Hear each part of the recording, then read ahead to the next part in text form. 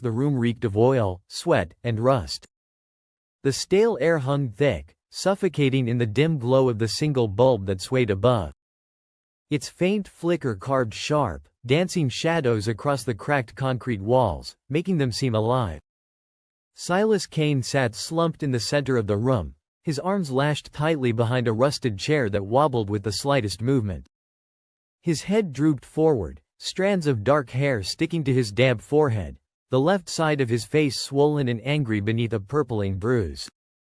Dried blood crusted at the edge of his mouth, and his breath came shallow, each inhale dragging fire across his fractured ribs. His shirt clung to him, damp and stained with sweat and grime, the faint metallic tang of his own blood lingering at the back of his throat. Across the table, Lieutenant Garrett sat like a blade waiting to strike. His elbows rested on the surface, his eyes fixed on Silas with predatory calm. The harsh angles of his armored shoulders cast jagged shadows against the wall behind him. His knuckles rapped against the steel table, slow, methodical beats that punctuated the silence like gunfire in the dark.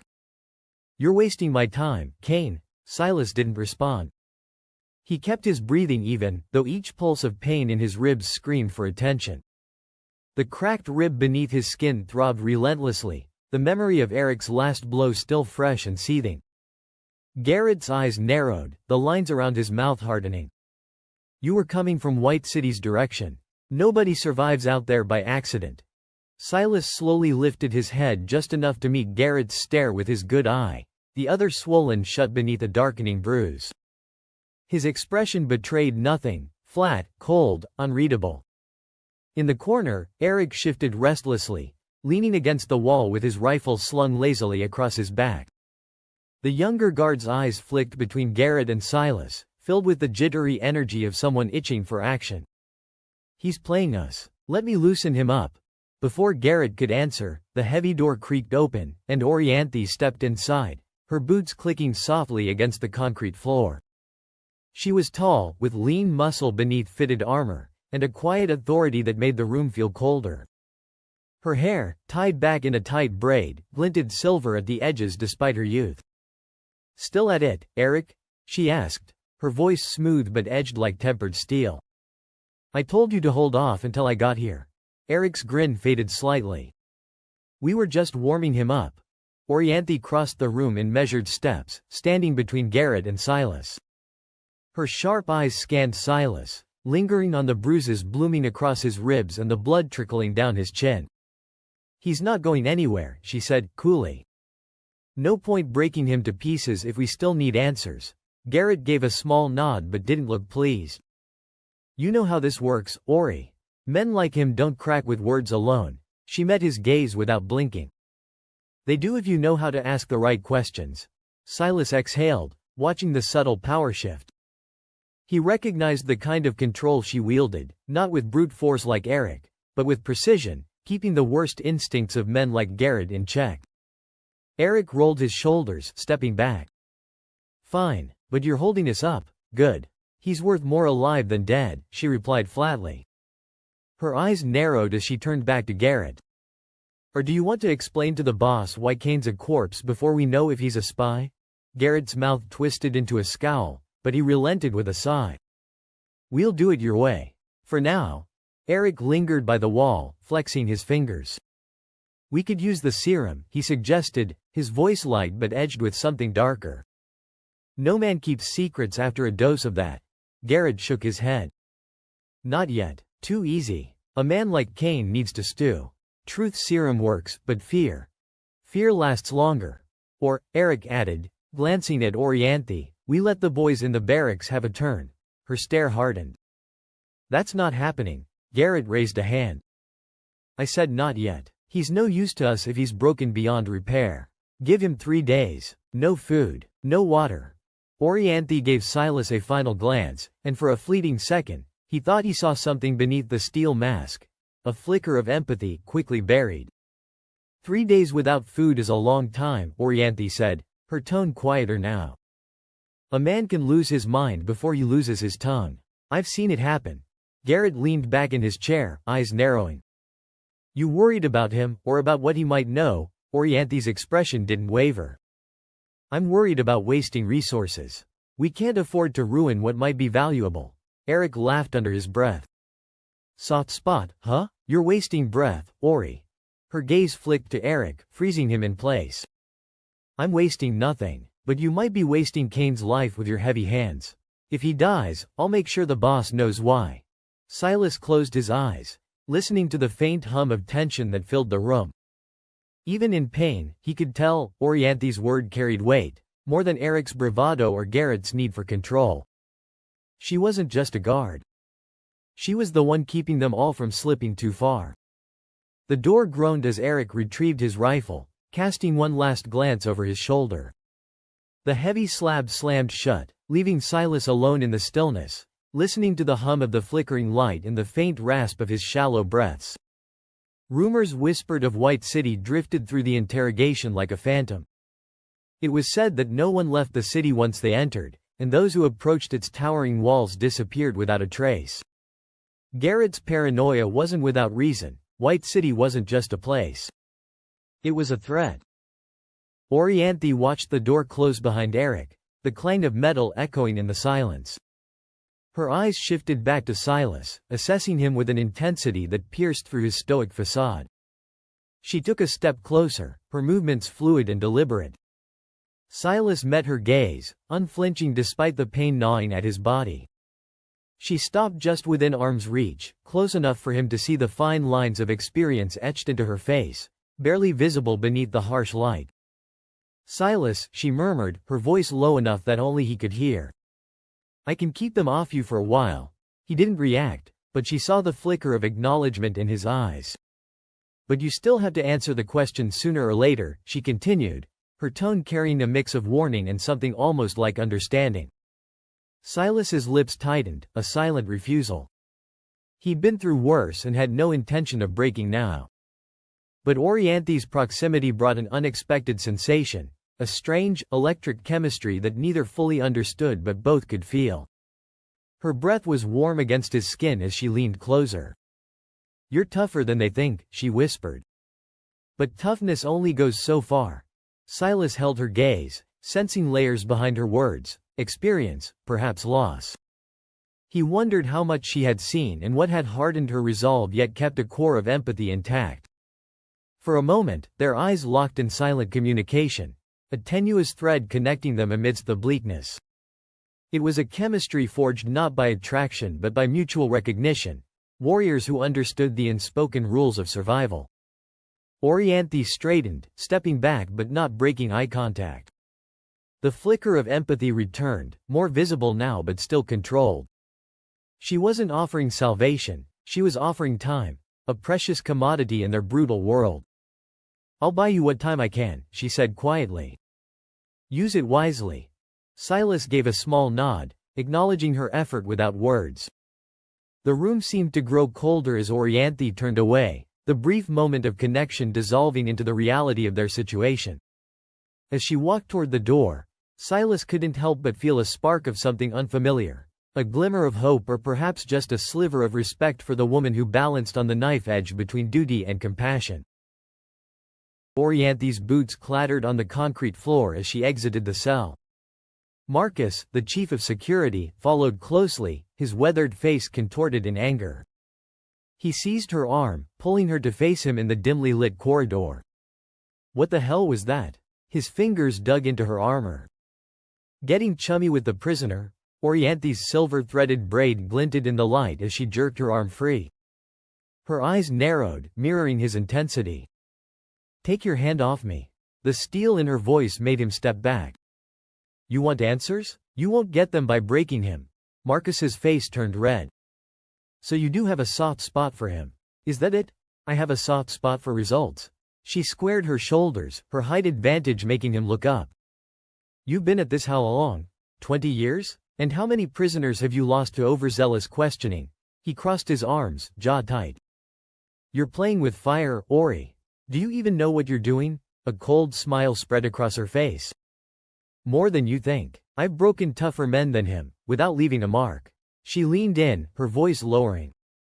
The difference is, mine lived to talk. The room was cold, but sweat trickled down Silas Kane's temple as he leaned back in the rusted metal chair, his wrists bound tightly behind him. The flickering light overhead buzzed faintly, a dull reminder that silence rarely lasted long in Fraction X's interrogation rooms. Beyond the cracked window, the shadow of the White City loomed over the horizon, visible even through the grime-streaked glass. Lieutenant Garrett paced the room, his boots echoing sharply against the concrete floor. "I don't like when people lie to me, Kane," he said, pausing to stare at Silas. "You came from the White City's direction. Nobody just walks by that place without reason." Silas's eyes drifted toward the window. Even shackled, his gaze carried weight. The White City was always there, bleeding pale light across the wasteland as if mocking those left to rot outside its walls. His chest tightened at the sight, memories clawing their way forward, unbidden and unwelcome. "You think I got inside?" Silas's voice was hoarse, but there was steel behind it. "No one gets in, you know that." Garrett's lips curled into a thin smile. "Funny thing is, I think you did. And I think you know something about those walls the rest of us don't." Silas said nothing. He let the silence sit between them, cold and heavy. But Garrett wasn't the kind of man to enjoy silence for long. Garrett straightened, stepping back from the table. He studied Silas with a mixture of amusement and curiosity, as if trying to decipher a puzzle he already knew was missing pieces. "I think you're lying," Garrett said. "But that's fine. We have time." Silas shifted his gaze to the window once more. The White City stared back, distant yet suffocating. Whatever Garrett thought he knew didn't matter. The city had taken enough from Silas already. As Garrett exited the room, the door clanging shut behind him, Silas let his head drop back against the chair.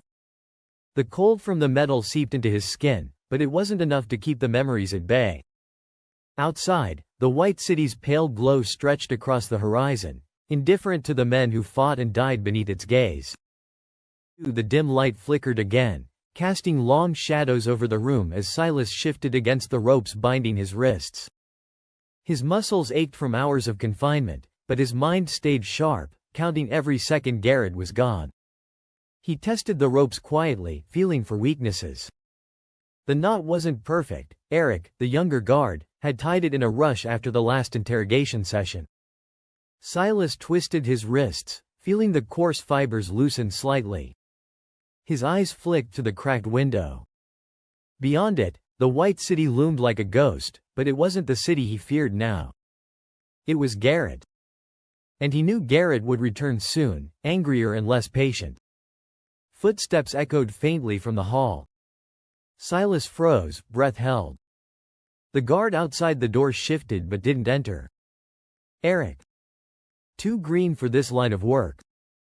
Silas worked quickly.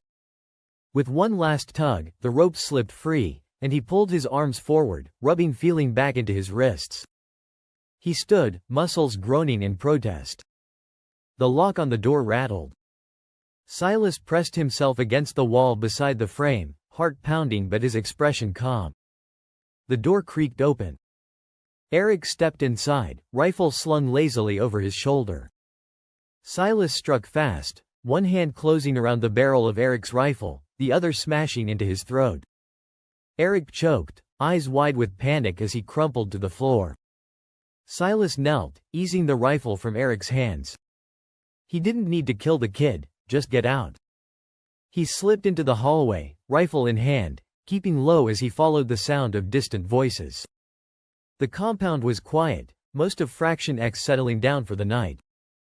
Silas passed through the armory, spotting a jeep near the outer gate, crates of ammunition strapped to its sides. Perfect. Garrett's voice carried from deeper within the compound. Silas didn't wait to hear more. He climbed into the jeep, fired the engine, and tore through the perimeter fence as alarms blared behind him. Silas drove for hours under the fading sun, the jeep rattling over cracked earth and scattered debris. The vehicle groaned with each bump, but Silas pressed on, eyes fixed on the horizon. His thoughts stayed focused on the mission: escape, survive, find answers. The stronghold shrank in the rearview mirror, replaced by the vast emptiness of the wasteland. Wind whipped dust into swirling clouds, and silence fell heavy, broken only by the Jeep's engine and the crunch of gravel beneath its tires. He glanced at the gas gauge. Running low. He had to make it count. As dusk approached, he spotted movement ahead, dark shapes flickering against the pale sky. Silas slowed, peering through the grime-streaked windshield. It wasn't until he got closer that he saw it. Rustbrook. The village looked like a patchwork quilt stitched from rusted metal and weathered wood. Makeshift defenses, barbed wire fences and rickety watchtowers, encircled it like a protective cocoon. Smoke rose lazily from a few chimneys, mingling with the evening air. Silas knew Rustbrook's reputation for turning away strangers. Rolling into the village in a stolen jeep loaded with ammunition would get him shot on sight. He needed a different approach. He veered off the road, steering the jeep into a dense thicket a few miles from the settlement. The vehicle bumped and jolted as it left the beaten path, its tires crunching over dry brush and snapping twigs. Silas parked in the shade of a massive, gnarled tree. He killed the engine and climbed out, muscles aching from the long drive. The smell of gasoline mingled with the earthy scent of dried leaves and sunbaked soil. He grabbed an armful of brush and began covering the jeep, working quickly but meticulously. Dry branches scratched at his arms, but he ignored them, focused on concealing his presence. He made sure to hide the crates of ammunition particularly well. If anyone stumbled upon the jeep, he lingered for a moment, tightening the strap of his rifle. With a glance toward Rustbrook's gates shimmering in the distance, Silas began the walk into town, footsteps crunching softly over the barren soil. The landscape stretched out before him, a wasteland of dry grass and scattered debris. Every step felt like a test of his endurance, each one a reminder of his need to stay alert. The rifle's weight on his back was a constant companion, both reassuring and burdening. As he neared the outskirts, he slowed his pace. Makeshift defenses became clearer. Rusted barbed wire strung between metal poles, scrap metal barriers cobbled together with skill born of necessity. Silas noted the watchtowers, 3 in total, each manned by a vigilant guard scanning the horizon. They didn't miss much in this place. Silas approached with measured caution, hands visible and empty to avoid any misunderstandings. He felt eyes on him long before he reached shouting distance of the gate. "Halt!" a voice called from above. "State your business." Silas stopped and raised his hand slightly. "Looking for refuge," he called back, voice steady despite the tension knotting in his gut. A pause followed, filled with the low hum of wind through metal and distant murmurs from within the village. Finally, another voice chimed in, a woman this time. "Name?" "Silas Kane." The guards exchanged glances before one disappeared from view. Silas could hear muffled conversation but couldn't make out any words. The waiting felt like another interrogation room, only without the walls pressing in. Minutes passed before the gate creaked open just enough to allow one person through. A figure stepped out, tall, lean, wearing a patchwork uniform that had seen better days. "You come unarmed?" the woman asked, her eyes sharp beneath a cap that shadowed her face. Silas nodded and unstrapped his rifle, setting it down slowly on the ground in front of him. "No trouble," he said simply. She glanced at it but didn't pick it up. "We'll see about that," she replied before motioning for him to follow her inside. As Silas walked through the gate, he took in Rustbrook's interior, narrow dirt paths winding between huts and shacks constructed from scavenged materials. People moved about their tasks with wary glances toward him. Strangers were always a gamble here. "Wait here," she ordered when they reached a small clearing near what looked like a central meeting area. Silas obeyed, standing still as villagers cast curious but guarded looks his way. His senses stayed sharp, cataloging exits and potential threats even as he waited for whatever judgment Rustbrook would pass on him next. Silas remained still, eyes scanning his surroundings. Villagers continued their work, some casting furtive glances his way. He could feel their curiosity and unease. An outsider represented uncertainty, possibly danger. Minutes ticked by. The sun bore down, its relentless heat amplifying the fatigue that had settled deep in his bones. He shifted his weight from one foot to the other, resisting the urge to sit or lean against anything that might signal weakness. The door opened again, and a man emerged, broad-shouldered with graying hair and a face lined by years of hard decisions. His gaze met Silas's with an intensity that spoke of authority and experience. "Name's Tomas," he introduced himself, voice gruff but measured. "I run things around here." Silas nodded in acknowledgement. "Silas Kane." Tomas looked him over, assessing more than just the surface details. "Heard you're seeking refuge," he said finally. "That's right. And what brings you to our gates?" Silas considered his response carefully. "Needed a place to lay low," he answered truthfully enough without giving away more than necessary. Tomas studied him for another moment before nodding slightly. "We'll see about that," he said, echoing the woman's earlier words. He turned back toward the building and motioned for Silas to follow him inside. The woman fell into step beside them as they entered the dim interior of Rustbrook's central hub. A figure emerged from the shadows near the blacksmith's outpost, moving with a familiarity that set Silas on edge. The man wore a long, weather-beaten coat that brushed against his patchwork armor, the metal pieces clinking softly with each step. As he stepped into the light, his scruffy beard and sharp features became more visible, revealing a face that had seen its share of hardship. His eyes, cold and calculating, scanned the surroundings with a predator's gaze, assessing every detail with ruthless efficiency. He carried himself with the confidence of someone who knew the territory well, a fact that made Silas's muscles tense as he prepared for whatever might come next. Silas remained stoic, his eyes darting around the village, taking in every detail of Rustbrook's layout and defenses. The villagers eyed him with a mix of curiosity and suspicion, their movements cautious but determined. Silas's eyes narrowed as the man in the coat approached. The sharp green eyes and lean, weathered face triggered a flood of memories. Trapper Reed, an old companion from his army days, stood before him. The years hadn't dulled Trapper's edge, if anything, they'd honed it to a razor's sharpness. "Didn't expect to see you here," Trapper spoke, his voice gruff but tinged with curiosity. "You look like you've been through hell." Silas offered a slight nod, keeping his expression neutral. "Could say the same for you, Reed." Trapper let out a dry chuckle, glancing around the village. "Rustbrook's a far cry from our old stomping grounds. But it's home now." Silas scanned the settlement, noting the makeshift defenses and wary villagers. "Seems like you've managed to keep it standing." Trapper's eyes hardened slightly. "We've had our share of trouble. Raiders mostly, but we've held our own." He studied Silas for a moment before adding, "Why are you really here, Kane?" Silas hesitated. Trust was a luxury he couldn't afford right now. "Just looking for a place to lay low." Trapper's gaze didn't waver. "This place doesn't take kindly to strangers who bring trouble." "Not planning on causing any," Silas replied evenly. For a moment, silence hung between them, thick with unspoken history and the weight of past battles. Finally, Trapper nodded. "All right then," he said, his tone grudgingly accepting. "Tomas will have final say on whether you stay or go. But if you're here to stir up anything—" "I'm not," Silas interrupted, meeting Trapper's gaze head-on. Another beat of silence passed before Trapper turned and motioned for Silas to follow him inside the main building where Tomas waited. As they walked side by side, Silas couldn't help but recall the countless missions they'd survived together, each one cementing a bond forged in fire and blood.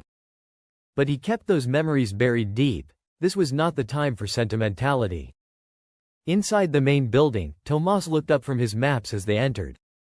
His gaze shifted from Trapper to Silas with an appraising look. "Tomas," Trapper began without preamble, "this is Silas Kane. We served together back in the day." Tomas raised an eyebrow but said nothing, waiting for further explanation. "He needs a place to stay," Trapper continued. "I vouch for him." Tomas's expression remained guarded as he addressed Silas directly. "You'll have to earn your keep here like everyone else." "Understood," Silas replied simply. The village leader nodded once before turning back to his maps, signaling the end of their audience. As Silas followed Trapper out of the building, He couldn't shake the feeling that fate had thrown them together again for a reason, though what that reason might be remained as murky as ever in this harsh new world they inhabited. The two men moved through the village, Trapper leading the way with a purposeful stride. Silas kept pace, his senses on high alert as they navigated the narrow pathways lined with makeshift homes and watchful eyes. Rustbrook was a patchwork of survival, a testament to the resilience of its people. Wooden barricades, reinforced with scavenged metal, stood as a first line of defense against the dangers of the wasteland. As they approached a larger structure at the center of the village, Silas noted the heightened security, guards armed with an array of weapons, their expressions hard and unyielding. Trapper exchanged brief nods with them before pushing open the heavy wooden door. Inside, the air was cooler, dimly lit by flickering lanterns. The room was sparsely furnished but functional, maps and charts spread across a large table dominated the space. 3 figures sat behind it, their expressions a mix of authority and wariness. "Elders," Trapper began, his tone respectful yet firm. "This is Silas Kane. He's got something you'll want to hear."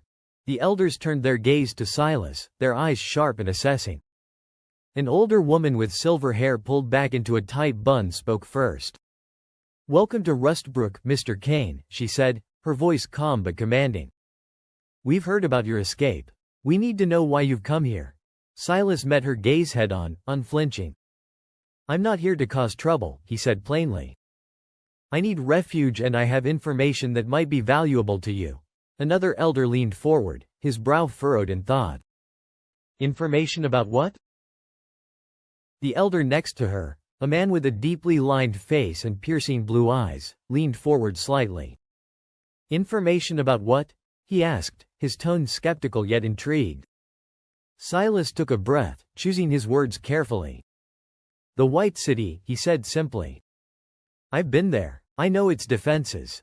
A murmur ran through the room as the elders exchanged glances. The mention of the White City held weight, a name that carried both hope and dread in equal measure. "Go on," the silver-haired elder urged, her eyes narrowing slightly as she studied Silas. The third elder, a stout man with a thick beard and wary eyes, finally spoke up. "Why should we trust you?" he asked bluntly. "For all we know, you could be leading trouble right to our doorstep." Trapper shifted beside Silas, his expression unreadable. Silas glanced at him briefly before turning back to the elders. "I understand your caution," Silas said calmly. "But I have no reason to harm this village. I just need a place to lay low for a while." He paused, letting his words sink in. Silence settled over the room as the elders deliberated silently amongst themselves. The weight of their decision hung heavy in the air. Silas stepped forward, his voice calm but firm. "Fraction X is growing bolder. I barely escaped with my life. If they come this way, Rustbrook needs to be ready." The room fell silent, the weight of his words settling like dust in the air. The elders exchanged wary glances, the gravity of the situation evident on their faces. The silver-haired elder's eyes narrowed, scrutinizing Silas. "Fraction X? We've heard rumors, but nothing concrete. What makes you so certain they'll come here?" Silas held her gaze, unflinching. "They're expanding their territory, pushing further every day. They want control, resources, anything they can get their hands on." He paused, letting the urgency seep into his tone. "Rustbrook's isolation won't protect you forever." The bearded elder leaned back in his chair, fingers tapping rhythmically on the table. "You expect us to take your word for it?" Silas nodded. "I've seen their camps, their numbers. They're not just scavengers anymore. They're organized and armed to the teeth." Trapper Reed shifted beside him, arms crossed as he listened intently. "He's right," Trapper finally said, his voice carrying a note of reluctant agreement. "I've seen signs of increased activity near the outskirts." The silver-haired elder glanced at Trapper before turning her attention back to Silas. "What do you propose?" "Fortify your defenses," Silas replied without hesitation. "Train your people for combat if you haven't already. Set up patrols and watch for any unusual activity." The blue-eyed elder spoke up, skepticism lacing his tone. "And what's in it for you?" Silas met his gaze evenly. "I need a place to lay low and regroup," he said simply. If Rustbrook falls, I'm back out in the wasteland with no allies and nowhere to go. The elders fell into a hushed conversation amongst themselves, weighing Silas's words carefully. The atmosphere in the room was tense, each moment stretching longer than the last. Finally, the silver-haired elder turned to Trapper. "Ensure our defenses are reinforced immediately," she instructed. Trapper nodded and looked at Silas with a newfound respect in his eyes. "You'll have a place here," she continued, her voice resolute but cautious. "But we'll be watching you closely." Silas inclined his head in acknowledgement, understanding the unspoken trust he would need to earn. One of the elders, an older woman with sharp eyes, leaned forward. "And why would they come here? Because I escaped with more than just my life. I took their supplies and their pride. They'll want it back." The sharp-eyed elder's expression hardened, her gaze piercing through Silas. "You've brought trouble to our doorstep." Silas met her eyes steadily. "Trouble was coming whether I led it here or not. But now you have a chance to prepare." The room buzzed with murmurs of concern and distrust. The silver-haired elder raised a hand to silence them, focusing on Silas. "What exactly did you take?" "Food, weapons, ammunition," Silas listed off. "Enough to slow them down, but not stop them. And their pride?" The bearded elder's voice was a low rumble. Silas's jaw tightened as he remembered the chaos of his escape. Silas took a breath, feeling the weight of their stares. "I took one of their armored vehicles. It's hidden outside Rustbrook, in a thicket." The elders exchanged glances, murmurs rippling through the room. Trapper Reed's eyes widened, and he leaned in closer. "An armored vehicle? Why didn't you bring it in?" Silas shifted slightly, mindful of the tension in the room. "Bringing it inside would have drawn attention. They're already looking for me, and an armored vehicle would be a beacon.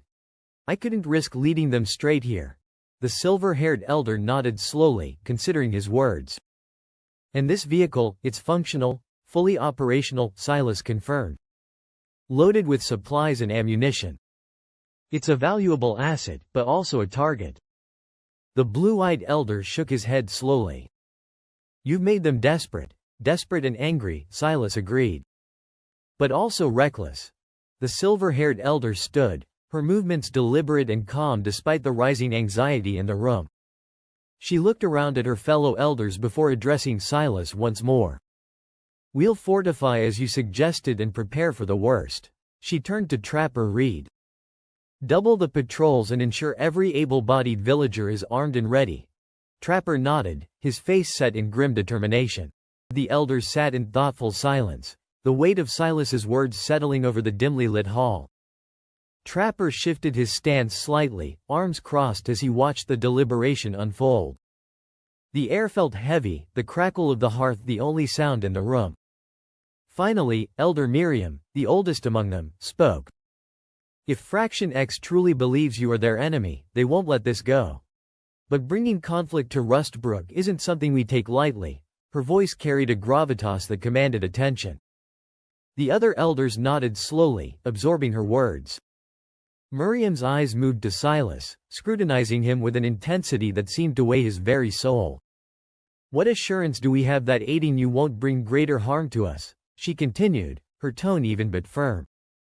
Silas stood his ground, meeting her gaze without flinching. "There are no assurances in a world like ours," he replied. "But I know their tactics. I can help you prepare." The blue-eyed elder leaned forward, elbows on his knees. "And what if they come for you? Will you stay and fight with us or leave us to fend for ourselves?" "I stay," Silas said firmly. "I owe you that much for your hospitality." The room fell silent again as they considered his words. The bearded elder broke the quiet with a deep sigh. "We've survived this long by staying out of larger conflicts. This could change everything." Elder Miriam nodded slowly, her eyes never leaving Silas's face. "And yet, we cannot ignore the threat at our doorstep." She turned to Trapper. "You trust him?" Trapper uncrossed his arms and stepped forward. "I've known Silas a long time. He's a man of his word." Miriam considered this before speaking again. "Very well. We will prepare as if war is upon us." She addressed the room, her voice carrying authority and resolve. "Let every villager know what we face and what's at stake. The elders murmured their agreement before standing to leave. Elder Miriam looked back at Silas one last time. "You have our trust for now, but remember our deal." Silas nodded solemnly as he watched them file out of the hall, the crackling hearth casting long shadows on the walls. Trapper clapped a hand on Silas's shoulder once they were alone. "Let's get started." With that, the elders dismissed him, and Trapper led him out of the hall. As they walked through Rustbrook, the villagers watched them with a mixture of curiosity and suspicion. Trapper stopped outside a small cabin at the village's edge. "This will be your place for now," he said. Silas glanced around before stepping inside, appreciating the modest shelter from the harshness of the wasteland. "You've stirred things up," Trapper commented as he leaned against the doorframe. "It was necessary," Silas replied simply. Trapper nodded slowly before turning to leave. "Rest while you can. Tomorrow we start preparations." Silas watched him go before settling onto a rough-hewn cot in the corner of the cabin, exhaustion weighing heavy on his shoulders.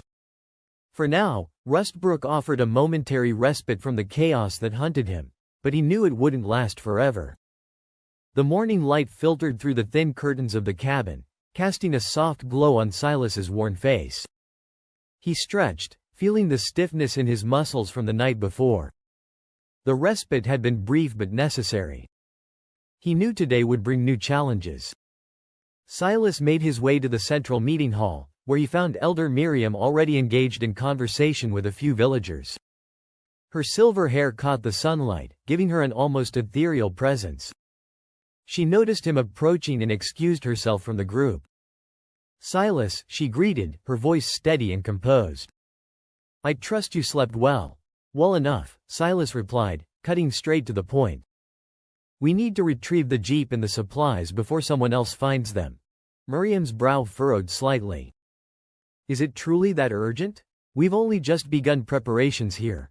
"It is," Silas insisted, his tone leaving no room for doubt. "The jeep is loaded with ammunition and other supplies that could make a significant difference in our defenses. If it falls into the wrong hands—" Miriam nodded slowly, absorbing his words. "Where did you leave it?" "In a thicket near Rustbrook's outskirts," Silas explained.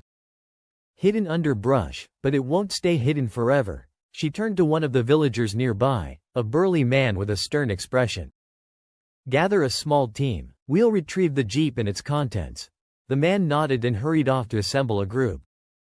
Miriam turned back to Silas, her eyes sharp with determination. "I'll need 4 men. Trapper for recon, 2 guards to cover our flanks, and 1 on overwatch." Miriam glanced at Trapper.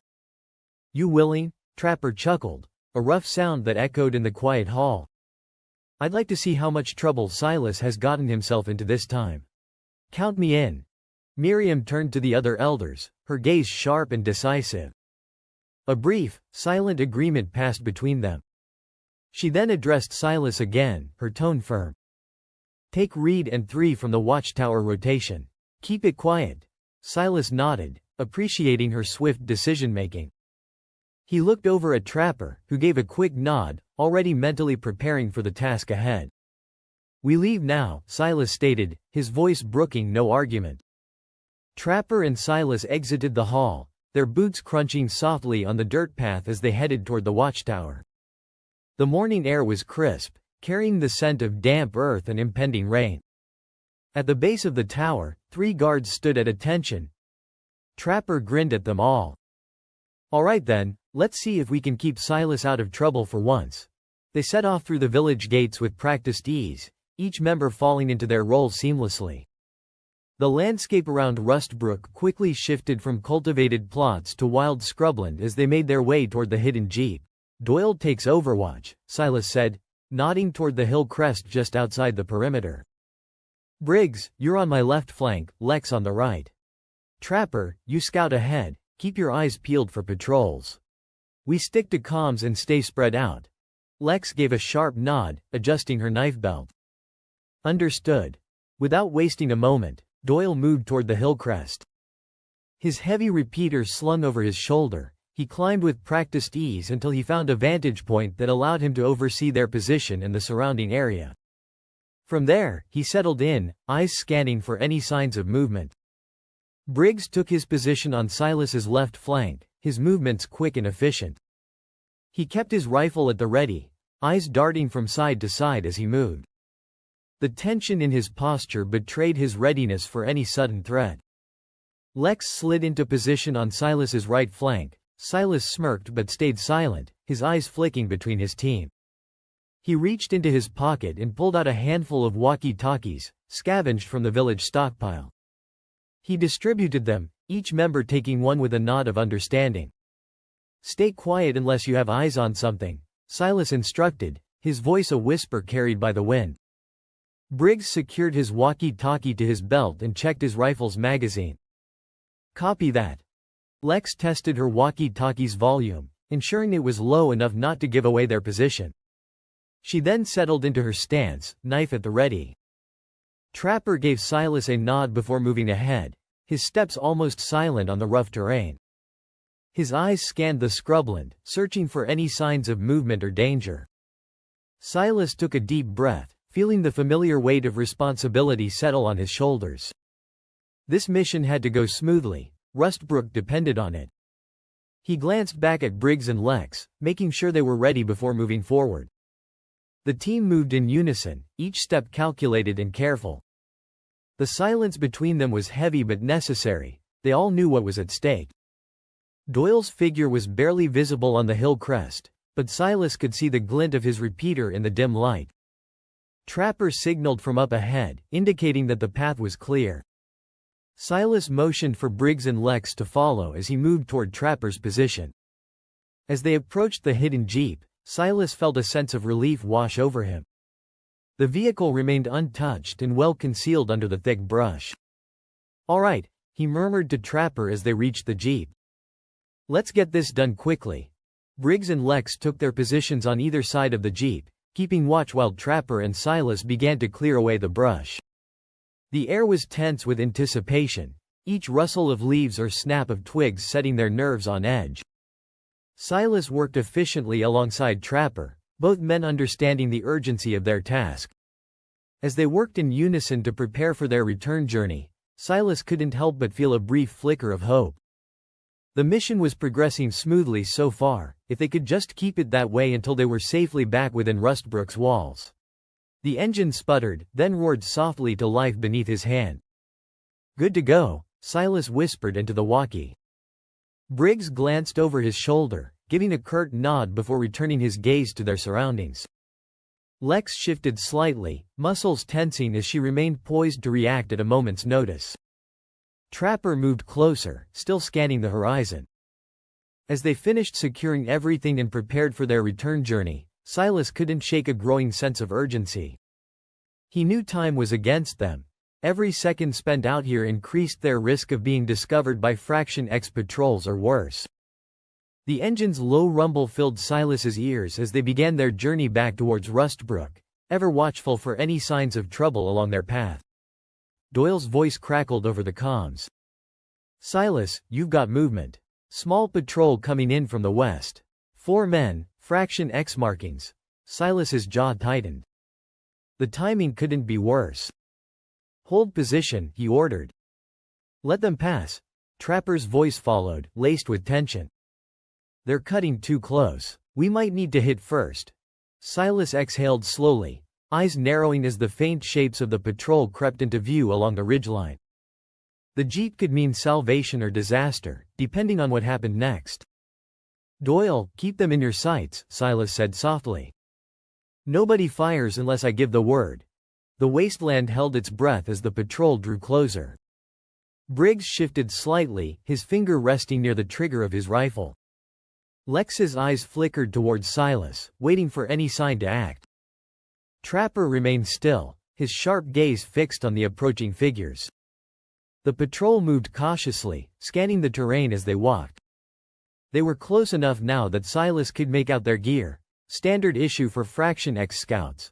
Mismatched armor and weapons likely scavenged from past raids. One of the patrol members paused, turning his head slightly as if he sensed something was off. Silas held his breath, willing himself to remain motionless. Doyle's voice came through again, barely a whisper. "They're stopping." Silas glanced towards Trapper, whose eyes met his with a silent question. Do we engage? He weighed their options quickly. If they attacked now, they risked alerting any other nearby patrols. But if they let these scouts get too close, stay ready, Silas murmured into the comms. The patrol continued to inch forward, their leader raising a hand to signal a halt. They were dangerously close to Doyle's position on the ridge now. Do we take them? Trapper's voice was tense but controlled. Silas hesitated for a fraction of a second longer before making his decision. Only if they spot us, he replied quietly. Time seemed to stretch as the patrol scanned their surroundings one last time. Silas could hear his own heartbeat pounding in his ears as he waited for what felt like an eternity. Finally, after what seemed like hours but was likely only minutes, the patrol leader motioned for his men to move on. The tension began to ebb slightly as they resumed their path westward, oblivious to how close they had come to danger. Silas let out a slow breath he hadn't realized he was holding and spoke into the comms again. Regroup at my position, he instructed quietly. One by one, his team emerged from their hiding spots and made their way back to him with practiced stealth. That was too close, Lex muttered as she rejoined the group. Yeah, Silas agreed grimly. Silas and his team moved with a renewed sense of urgency. They loaded the last of the supplies into the jeep and checked their surroundings one final time. Satisfied that the patrol was truly gone, Silas gave the signal to mount up. Briggs took point as the jeep roared to life, its engine a low growl against the backdrop of the wasteland. Lex settled in beside him, her eyes scanning the horizon. Trapper and Doyle took up positions in the back, weapons at the ready. Silas gripped the wheel, focusing on getting them back to Rustbrook without incident. The journey back was tense but uneventful. The sun dipped lower, casting long shadows across the barren landscape. Silas navigated the rough terrain with practiced skill, his mind already on the next steps once they reached safety. As they neared Rustbrook, Silas spotted movement along the fortified perimeter. The villagers were already on high alert, having been warned of potential danger by Miriam and the elders. The makeshift gates creaked open as they approached, and familiar faces emerged from behind cover. Miriam stood at the entrance, her stern expression softening as she saw them return safely. You made it, she called out, relief evident in her voice. Silas brought the jeep to a halt inside the gates and killed the engine. All clear, he said as he stepped out, helping unload the supplies. Villagers quickly gathered around, eager to assist and see what had been brought back. Burke and Jax appeared from within the crowd, their eyes widening at the sight of the cache of weapons and supplies. You did good, Burke said, clapping Silas on the shoulder. We all did, Silas replied, glancing at his team with a nod of acknowledgement. The atmosphere shifted from tense anticipation to cautious optimism as crates were opened and supplies distributed. The villagers' weary faces brightened with hope. Every piece of equipment meant another layer of defense against whatever threats loomed beyond their walls. Miriam approached Silas with a rare smile. This will make a big difference, she said softly. Glad to hear it, Silas replied, his own expression easing for a moment. As night fell over Rustbrook, fires were lit and preparations continued. The village was far from safe, but tonight they had won a small victory. Silas watched as his team integrated back into their roles within the community, Briggs helping fortify defenses, Lex discussing strategies with Miriam, Trapper sharing intel with other scouts. For now, Rustbrook stood stronger than before, its people united by purpose and determination. In the dimly lit encampment of Fraction X, the air hung heavy with the scent of antiseptic and the low murmurs of wounded soldiers. The aftermath of Silas Kane's escape left a palpable tension among the ranks. Makeshift tents lined the perimeter, each one housing those who bore the marks of the recent conflict. Lieutenant Garrett stood at the center of the camp, his face a grim mask of determination. He barked orders to medics and soldiers alike, ensuring every effort was made to heal and regroup. The camp's usual order had given way to a frenetic energy as they worked to tend to their wounded. Eric lay on a cot, his face twisted in pain as a medic cleaned and bandaged his wounds. His encounter with Silas had left him battered and seething with anger. "I should have killed him when I had the chance," he muttered through gritted teeth. "Save your strength," the medic replied without looking up. "You'll need it." Nearby, Orianthi moved through the camp with a quiet efficiency, her presence commanding respect. She stopped at Eric's side, her eyes narrowing as she took in his condition. "You underestimated him," she stated bluntly. Eric glared at her but said nothing. The truth of her words stung more than his injuries. Orianthi turned her attention to Garrett, who was coordinating efforts with an intensity that spoke volumes about his frustration. "We need to reassess our security protocols," she said as she approached him. "Silas's escape is a clear indication we have weaknesses," Garrett nodded curtly. "Agreed. But first, we need to get our people back on their feet." In one of the larger tents, several soldiers lay in various states of recovery. Conversations were hushed but filled with resolve. They spoke of Silas not with fear but with a grudging respect for his cunning and resilience. "We can't let this happen again," one soldier said, his voice barely above a whisper. Another nodded, wincing as he adjusted his bandages. "Next time, we'll be ready." Orianthi moved from cot to cot, offering words of encouragement and assessing each soldier's condition with a practiced eye. Her leadership was unwavering even in this moment of vulnerability. As night settled over the encampment, the work continued without pause. The wounded were tended to, plans were revised, and a collective resolve began to take shape among Fraction X's ranks. Silas Kane had slipped through their fingers this time, but they were determined it would not happen again. In Rustbrook, the villagers gathered in the central square, a rare sight of camaraderie and celebration filling the air. Torches flickered in the twilight, casting warm glows over the rough-hewn tables laden with simple yet hearty fare. The scent of roasted meat mingled with the earthy aroma of freshly baked bread, while laughter and the clinking of tin cups echoed through the makeshift village. Silas Kane stood near one of the tables, his rugged appearance softened by the welcoming atmosphere. His eyes scanned the gathering, noting how different Rustbrook seemed in this light. Gone were the wary glances and tight-lipped suspicion. Instead, faces now wore expressions of gratitude and cautious relief.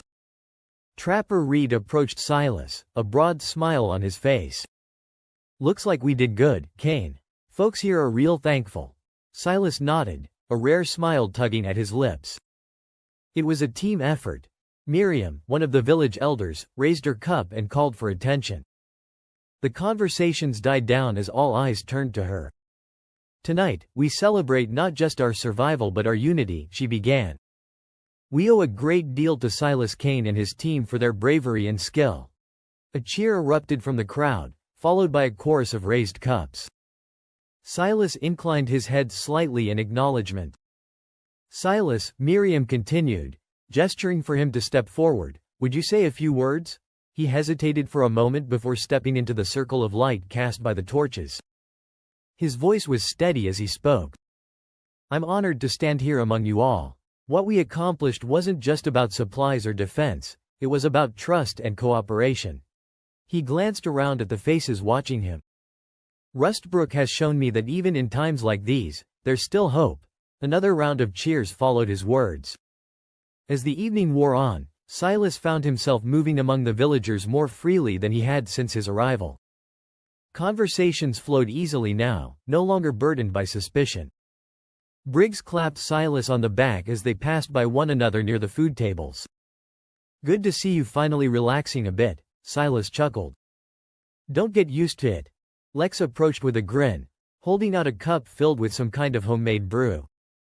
"To successful missions and unexpected allies," she toasted. Silas accepted the drink and clinked cups with her. "To Rustbrook," he replied. The night continued with music played on old instruments and stories shared around small fires. Silas listened intently as villagers recounted tales of their own struggles and victories. For a brief moment in time, Rustbrook felt less like a fortress against an unforgiving world and more like a beacon of resilience and community. And for Silas Kane, that was enough to make this place feel almost like home, even if just for tonight. In Rustbrook, the hum of activity buzzed through the village. Men and women labored at the makeshift defenses, hammering metal plates into place and reinforcing wooden barricades.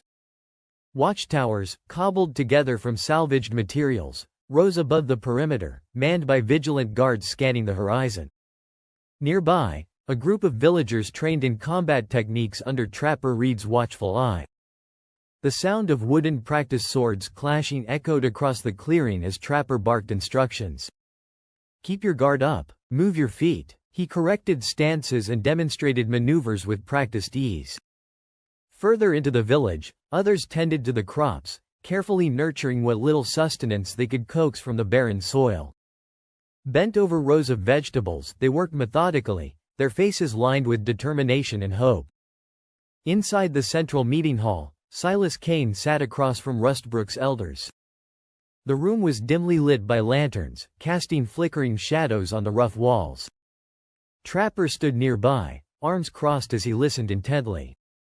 Elder Miriam cleared her throat, drawing everyone's attention. "Silas," she began, her voice steady but grave, "we have more to discuss than just Fraction X."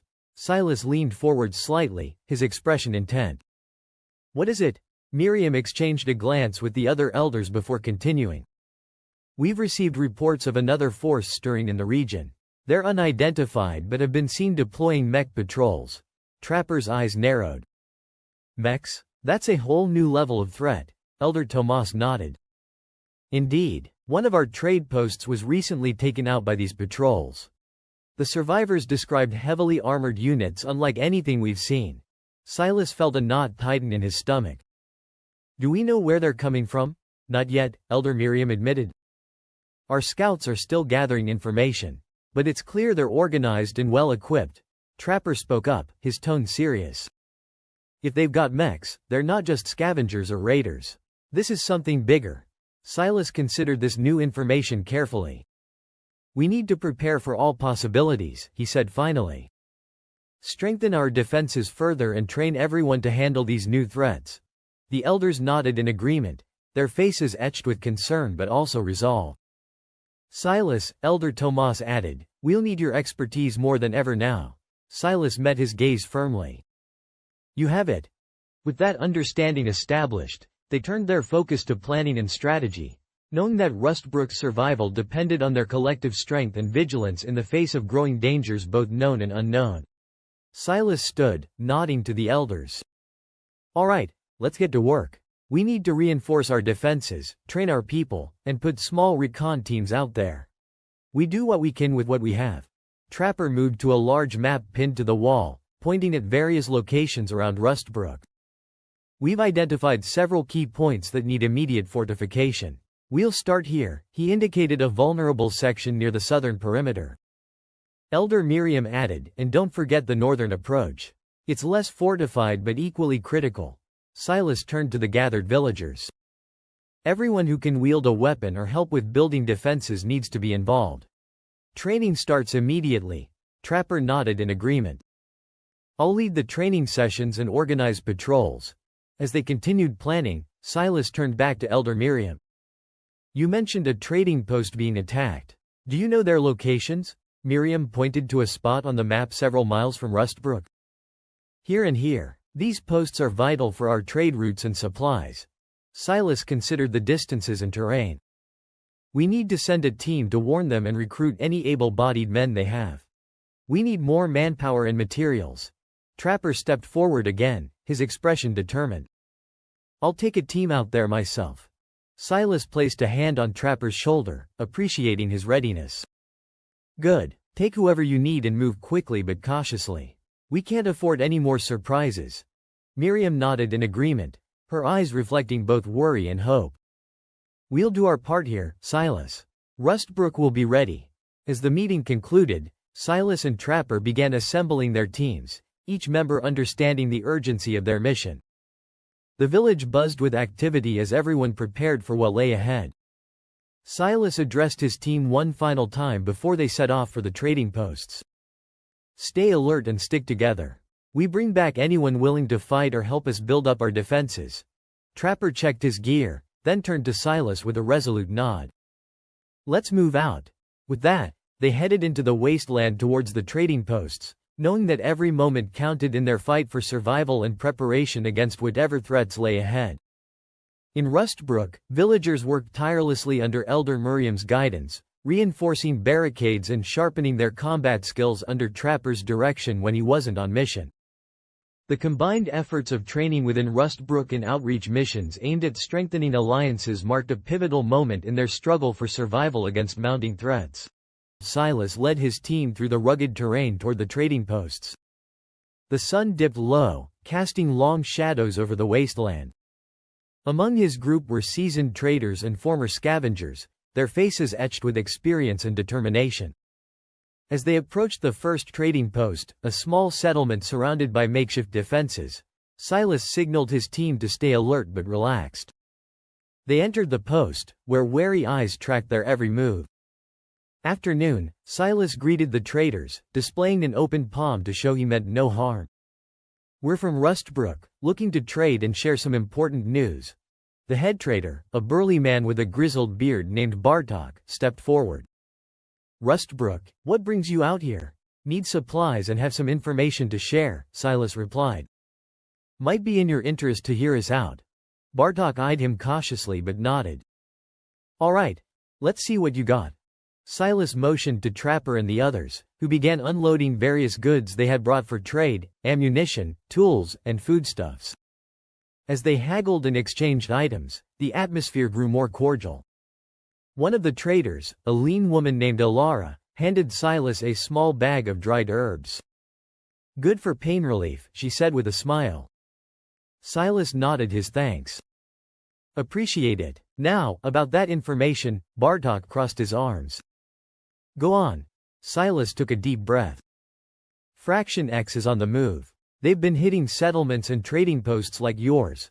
Murmurs of concern spread through the traders. "We barely made it out alive," Trapper added. "Rustbrook's fortifying its defenses, and we need all the help we can get." Alara frowned. "And what do you propose?" Silas leaned in slightly. "Join us in Rustbrook. We can defend each other better together than apart." Bartok scratched his beard thoughtfully. "Strength in numbers, huh? What's Rustbrook got that we don't?" "A solid plan," Silas said firmly. "Training for combat, fortified defenses, and experienced fighters willing to stand against Fraction X." The traders exchanged glances before Bartok spoke again. "We'll need some convincing. Come see for yourselves," Trapper suggested. "Bring your best men and take a look at what we've built." Alara nodded slowly. "If it's as good as you say, we might consider it." Bartok extended his hand to Silas. "All right then, we'll send a few of our folks to check it out." Silas shook Bartok's hand firmly. "You won't regret it." With their trade completed, they moved on to the next post. Each stop followed a similar pattern: swift exchanges and cautious glances. Silas ensured their presence was brief yet efficient, knowing time was a luxury they couldn't afford. By midday, they reached the final trading post. This one was larger, more fortified. Silas felt a pang of unease but pushed it aside as they approached. "We need supplies," he stated, laying out their offerings. The head trader scrutinized them before agreeing to the exchange. As they loaded up on necessities, Silas's senses remained on high alert. Briggs noticed too and exchanged a meaningful look with him. "Almost done here," Briggs murmured. "Stay sharp," Silas replied. With the last of their trades completed, the team began their journey back to Rustbrook. The jeep hummed steadily beneath them as they navigated through the winding paths and open stretches of land. When Rustbrook came into view, relief washed over Silas briefly, until he saw Miriam waiting at the gates with a grim expression. "What's wrong?" he asked as soon as they stepped out of the vehicle. "We've been scouted," Miriam said tersely. "Mechs, no attack yet, but they were close." Silas clenched his jaw. "Everyone okay?" "For now," Miriam replied. "We need to be ready." Silas nodded and turned to his team. "Unload and prepare. We need everyone on high alert." Trapper moved quickly to help unload while Lex disappeared into the village to spread the word. Briggs stood guard at the gate alongside Doyle. Silas walked up to Miriam and met her gaze squarely. "We'll fortify our defenses." Miriam nodded slowly, determination hardening her features. We must. As Silas watched his team work seamlessly together, a fierce resolve settled within him. They would protect Rustbrook, whatever it took. Silas leaned against the central meeting table, listening as the newcomers outlined their observations. Bartok, the head trader, pointed to a rough map of the region spread out before them. His finger tapped insistently on a mark labeled, Old Prus Lookout. It's abandoned, but still stands, Bartok said. We used to avoid it, thinking it'd be swarming with raiders or worse. But if you can secure it, it's a perfect vantage point. Trapper nodded, a faint smile tugging at his scruffy beard. I know that place. High ground, good sightlines. We could spot any approaching threats miles off. Silas narrowed his eyes, tracing the line from Rustbrook to the Old Prus Lookout with his gaze. Are we sure it's abandoned? He asked, skepticism edging his voice. I've heard some of the old officers might still be holed up there. Bartok shrugged, the movement barely noticeable under his thick coat. It's possible. We've seen no signs of activity, but then again, we've kept our distance. If those officers are still there, Trapper interjected, recruiting them could give us a serious advantage. They know the terrain, have combat experience. We could use that. Miriam leaned forward, her silver hair catching the dim light. It's worth investigating, she said. But we need to approach carefully. If they're hostile or allied with Fraction X, it could backfire. Silas nodded in agreement. We'll send a small team. Quiet and fast. If they're friendly, we negotiate. If not, we get out before they can alert anyone. Trapper smirked. I know just the folks for this kind of job. Who do you have in mind? Miriam asked. Briggs and Lex, Trapper replied without hesitation. They're our best scouts. Silent as shadows and quick thinkers. Miriam gave a curt nod. Agreed. But Silas, I want you to lead them. Your experience with the White City and Fraction X makes you the best candidate. Silas didn't argue. He simply nodded and began planning the approach in his mind. Bartok added, if you manage to recruit those officers, we might have a chance to turn the tide against Fraction X's advances. Trapper slapped Silas on the shoulder with a grin that softened his usually gruff demeanor. Guess we're going hunting again. Silas smirked back, though his eyes remained cold and calculating. Let's hope it's a friendly hunt this time. They broke from their huddle, each moving with purpose towards their tasks. Bartok coordinating supplies, Miriam overseeing fortifications, and Trapper rounding up Briggs and Lex. The sense of urgency was palpable as Silas prepared for another trek into uncertainty. But this time, there was a flicker of hope that allies might be found rather than enemies. As Silas strapped on his gear and checked his weapons, he glanced back at Trapper one last time before heading out. Ready, always? Trapper's response was steady as they stepped into the cool evening air together. The path ahead was fraught with risks but potentially rich with rewards. A chance to bolster Rustbrook's defenses with experienced fighters if fortune favored them. Elder Miriam glanced between Silas and Trapper. It's risky, but necessary. We need eyes on every possible approach. Another trader, a wiry woman named Marla, stepped forward. There's more we can do than just lookouts.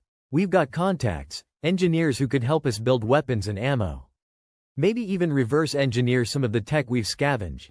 Silas's eyes narrowed thoughtfully. Engineers could turn the tide.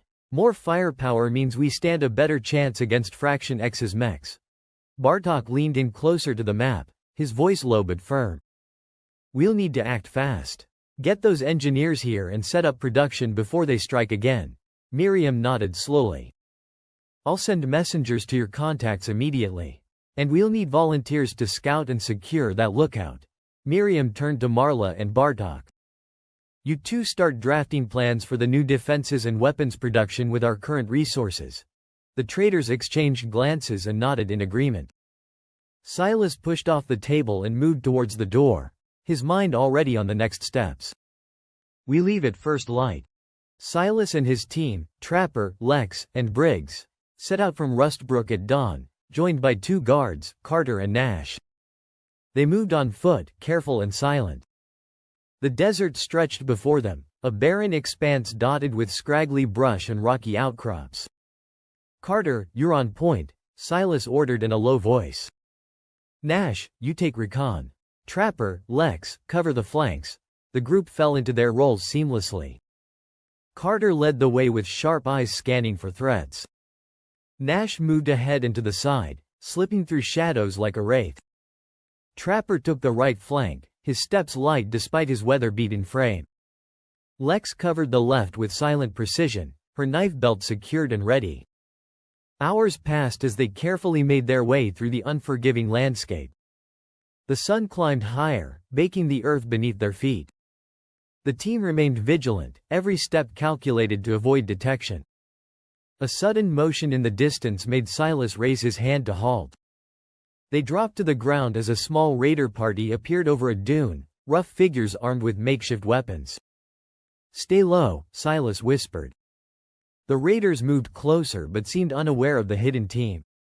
Holding their breath, they waited until the group passed before continuing their journey. Just as they thought the path was clear, a strange shape appeared on the horizon. It wasn't a vehicle, it looked like a robot. "Mech," Trapper hissed under his breath.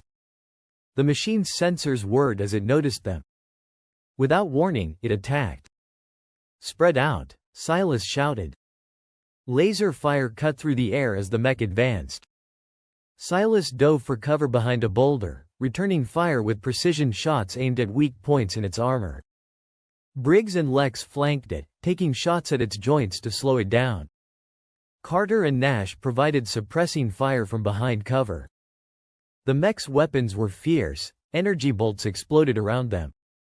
Carter took a direct hit to the chest and fell without a sound. Nash tried to drag him back but was struck down by another blast. "We've got to disable it," Trapper yelled over the chaos. Silas nodded grimly and aimed for its power core. His shot hit home, causing sparks to fly from its chest plate. The mech staggered but continued its assault. Briggs took another shot at its leg joint while Lex went for an exposed wire near its shoulder. The combined effort caused it to stumble and finally collapse in a heap of metal.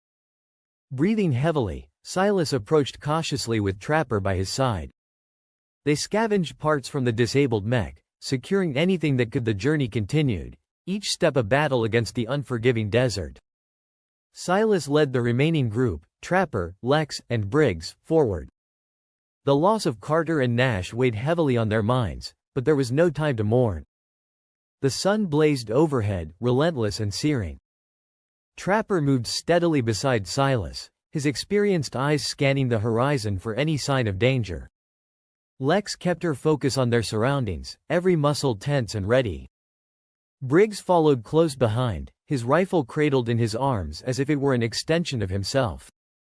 They trudged through the sand, each step sinking slightly into the hot grains. The air shimmered with heat waves, distorting the landscape and making it difficult to discern shapes in the distance. Their water supplies dwindled rapidly, but they pressed on, driven by the knowledge that turning back was not an option. Hours dragged by in a haze of sweat and determination. The desert seemed endless, a barren wasteland that offered no respite. Yet they kept moving, pushing through the exhaustion that threatened to overwhelm them. At last, after what felt like an eternity, they saw it, the faint outlines of the lookout point emerging from the wavering heat. Relief surged through them, giving their tired bodies a much-needed burst of energy. "There it is," Silas said, pointing ahead. "We're almost there." They quickened their pace despite their fatigue. As they approached the outpost, its features became clearer. A structure built for defense with high walls and watchtowers standing sentinel against the harsh desert. Silas signaled for everyone to be on high alert. They didn't know what to expect or what might be waiting for them within those walls. "Stay sharp," Trapper muttered, echoing Silas's thoughts. Lex tightened her grip on her knife belt, The team scanned the outpost, their eyes sharp against the darkening landscape. Silas peered through his binoculars, assessing every shadow and angle. There was no trace of raiders or scavengers, but they remained vigilant. The desert could hide many threats, and complacency would only invite disaster. "Looks clear," Lex whispered, her voice barely audible over the wind. "Still, keep your guard up," Silas replied, lowering his binoculars. Trapper moved closer to the outpost, using the cover of the team. He advanced slowly, every step calculated. Night had fallen, casting long shadows across the sand and cloaking the outpost in darkness. The air cooled slightly, offering a reprieve from the day's relentless heat. As Trapper moved closer, lights suddenly flared to life around the outpost, casting harsh beams that cut through the night. The team's instincts kicked in immediately. They crouched low and drew their weapons, ready for anything. A voice boomed from a speaker mounted on one of the towers. "This is an official national outpost guard. No entry is allowed. Turn back immediately." Trapper froze, recognizing the voice that carried a mix of authority and weariness. He stepped forward cautiously and called out, "Elmet? Is that you?" There was a moment of tense silence before the speaker crackled again. "Trapper? Is it really you?" "It's me," Trapper confirmed, relief evident in his tone. "Hold your position," Elmet ordered. "I'll come down." The lights remained trained on them as they waited, but there was a palpable shift in tension. Silas and the rest of the team exchanged glances, relaxing slightly but keeping their guard up. A figure emerged from the main gate and approached with measured steps. As Elmet drew closer, Trapper's face broke into a rare smile. "It's been a long time," Trapper said. Elmet nodded, his expression a mix of surprise and relief. "Too long. What brings you here?" Trapper clapped Elmet on the shoulder. "We've got trouble, old friend. Fraction X is making moves, and they're not shy about using force." "This is Silas," he said, motioning to the man beside him. "He's the one who got us here in one piece." Elmet nodded at Silas, his eyes scanning over the rest of the team. "And the rest? Briggs, Lex, and Doyle," Trapper introduced each in turn. "They're solid." Elmet's gaze lingered on each member of the team, assessing them with a practiced eye. "Good to meet you all. Now, what's this about Fraction X?" Silas stepped forward, his voice steady. "They're expanding their territory and hitting settlements hard. Rustbrook's in their sights." Elmet frowned. "Rustbrook? That little village beyond the cracked hills?" "That's the one," Trapper confirmed. "We've been working on fortifying it, but we need more hands and supplies."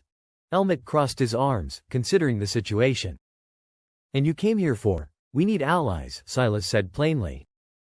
"Rustbrook's defenses are being bolstered, but without support, we won't hold out long if Fraction X comes in full force. We started reinforcing key points around Rustbrook," Trapper added. "Training villagers in combat, setting up patrols. But we can't do it alone." Elmet looked at them for a long moment before nodding slowly.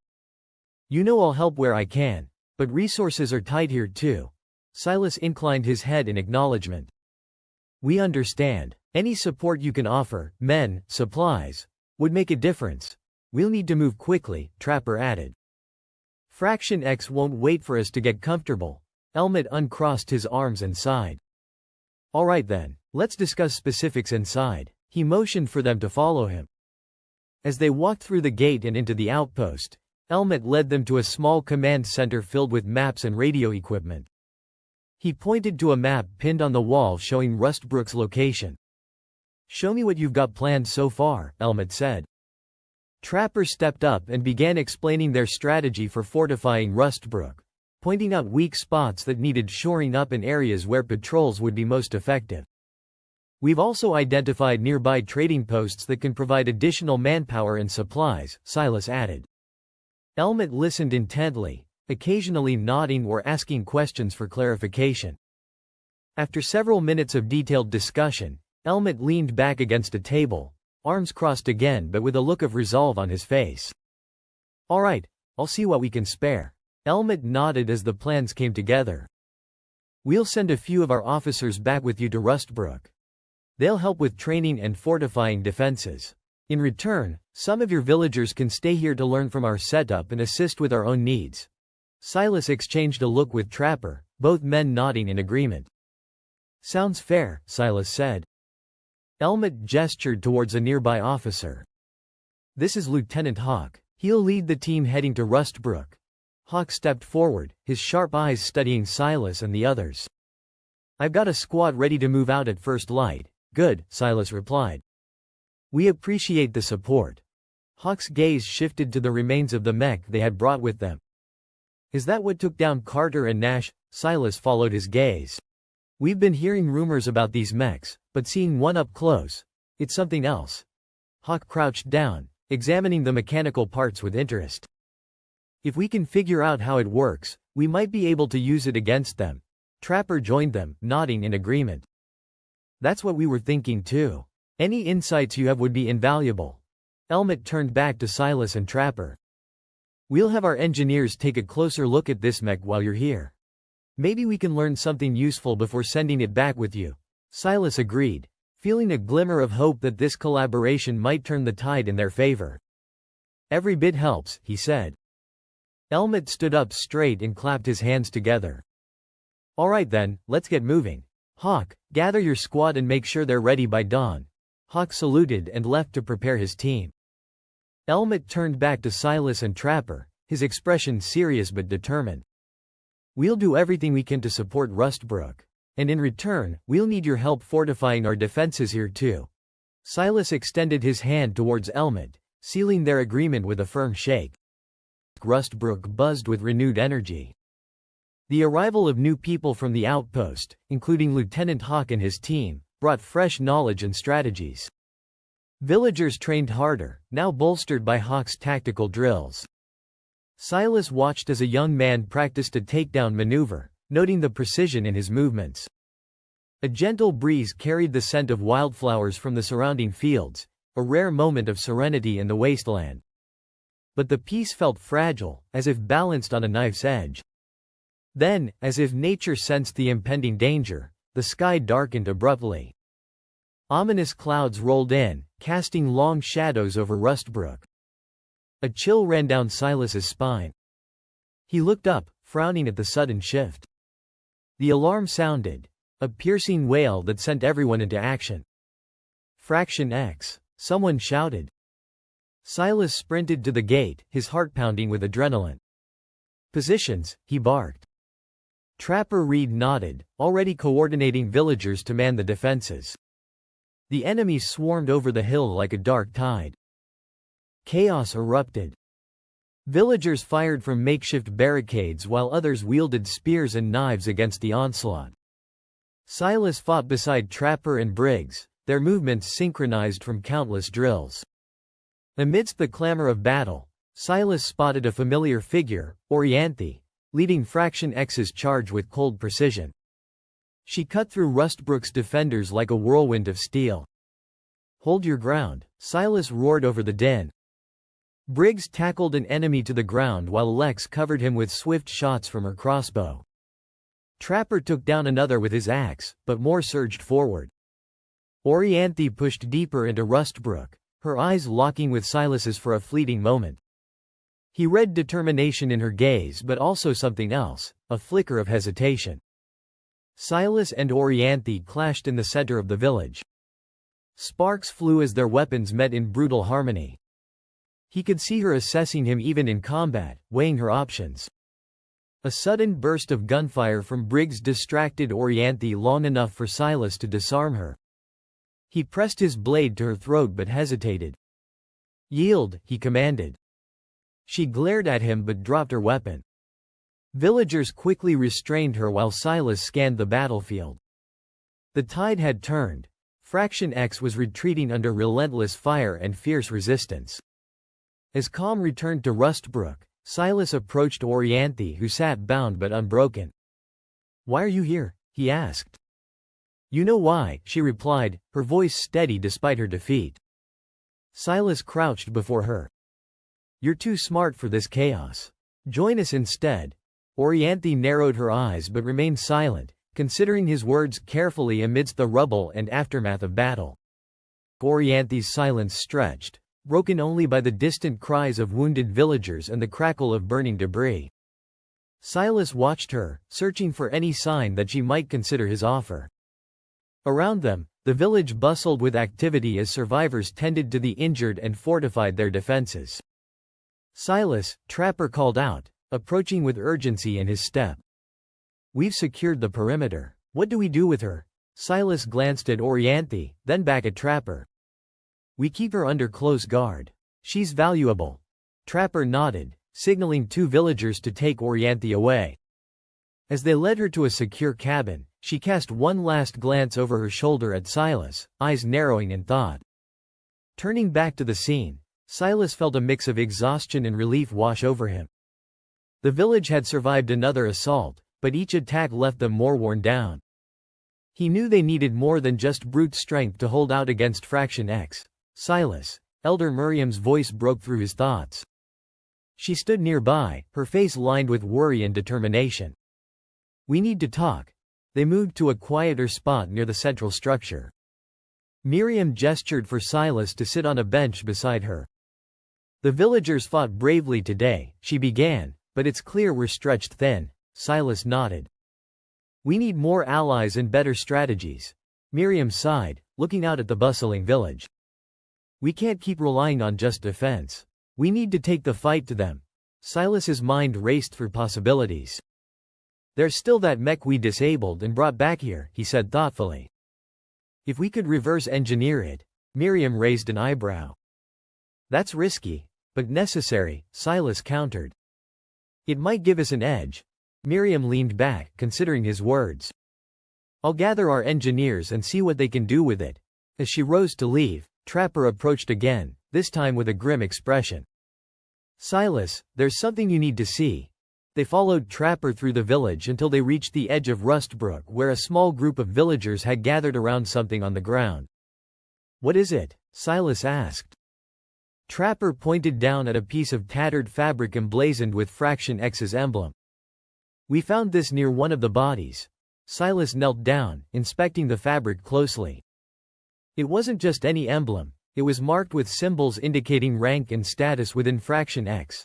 This belonged to someone important, Silas murmured. Trapper nodded grimly. Which means they'll be back, and in greater numbers. Silas stood up, clutching the fabric tightly in his hand as he looked out over Rustbrook once more. The village was safe for now, but he knew their fight was far from over. We need to be ready, he said quietly but firmly. Miriam joined them, her eyes reflecting the same resolve. We will be. The village buzzed with a nervous energy as Silas and Miriam made their way to the makeshift workshop where the engineers had started dismantling the captured mech. The interior was filled with the clanging of metal and the hiss of welding torches, a stark contrast to the tense silence outside. We're making progress, one of the engineers reported, looking up from his workbench covered in scattered parts. But it's going to take time to understand this tech. Silas studied the disassembled pieces, trying to decipher their functions. Time isn't something we have much of. Another engineer wiped sweat from his brow. We'll do what we can, but integrating this into our defenses is a challenge. Miriam placed a reassuring hand on Silas's shoulder. They're doing their best. Silas nodded, though his mind raced with plans and contingencies. We need to expedite this process. I'll talk to Bartok. See if he can spare some of his tech-savvy people. Leaving the workshop, they walked back through Rustbrook's narrow streets. Villagers paused their work to nod respectfully at them, a mix of hope and worry etched on their faces. As they neared the central square, Silas noticed Orianthi standing under guard near the secure cabin. Her gaze was fixed on him, intense and calculating. Let me talk to her, Silas told Miriam. Miriam hesitated but then signaled the guards to step back slightly. Silas approached Orianthi, keeping his voice low. Why are you here? He asked directly. Orianthi met his gaze evenly. You know why. Silas crossed his arms. We need information about Fraction X's next move. She glanced around at the villagers bustling nearby before speaking again. I might have some intel, but it comes at a price. Silas arched an eyebrow. What price? My freedom, she replied without hesitation. Silas studied her for a moment, weighing her words carefully. Trusting Orianthi was risky, but desperate times called for desperate measures. I can't promise that, he said finally. But if your information is good, we can negotiate. Orianthi nodded slightly. Fraction X is planning an assault on Rustbrook soon, within days. They're amassing forces just beyond the eastern ridge. Silas felt a chill run down his spine despite the heat of the day. If she was telling the truth, they had even less time than he thought. "Why are you helping us?" he asked quietly. Orianthi's eyes flickered with something unreadable. "Because there's more at stake here than just your village or Fraction X." Before Silas could press further, Trapper approached with urgent news. "Silas, we've spotted scouts near the eastern perimeter," Trapper said breathlessly. Silas turned to Miriam, who had joined them upon hearing Trapper's words. "We need everyone ready," Silas instructed quickly. "And prepare for evacuation if necessary." Miriam nodded sharply and began issuing orders to nearby villagers. As chaos erupted around them, Silas locked eyes with Orianthi once more. For now, she remained an enigma, one that could tip the balance in their favor or lead them to ruin.